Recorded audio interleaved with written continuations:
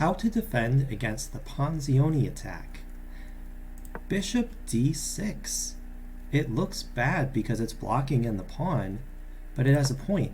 White plays d4, and after black takes, most of the time, white pushes the pawn to e5, and there's a lot of traps there. But now the bishop has an extra defense against e5, so it's no longer an issue.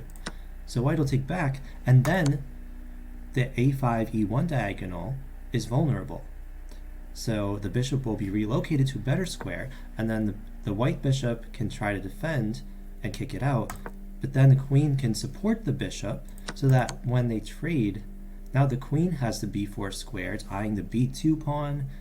Now, if white's queen goes to d2, they could trade, but that would really ward off a lot of the Ponziani attacking ideas. So let's say white fights on, knight c3, loses a pawn, the knight attacks, then queen check, and now white's in an awkward spot.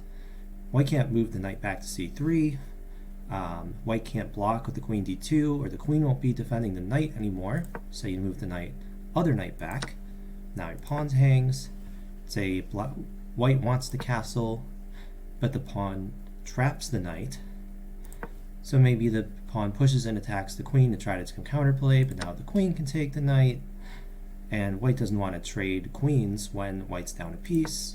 Moves the queen down, knight c2 check, and let's say white just crumbles from here, afraid to move to f1, and then it goes on a pinwheel. Black wins the knight and the queen, finally gets the bishop into play.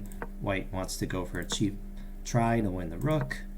Black says fine, and checkmate.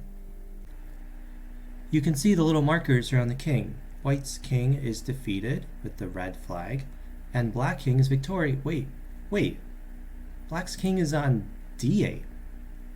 Normally, the king starts on e8. How did that happen? Well, turns out the king and queen were swapped. So how did that play out?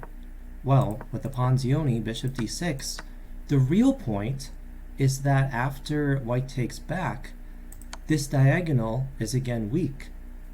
But instead of just using this to show a possible response to the Ponziani, I knew that I wanted to defend the bishop with the queen to e7. So the queen moves to e7, but the queen normally would go from d8 to e7, but it goes from e8 to e7. So it's so slight compared to the whole process, then it's easily not noticeable. So this is me switching the king and queen. April Fools. Did it fool you? Let me know.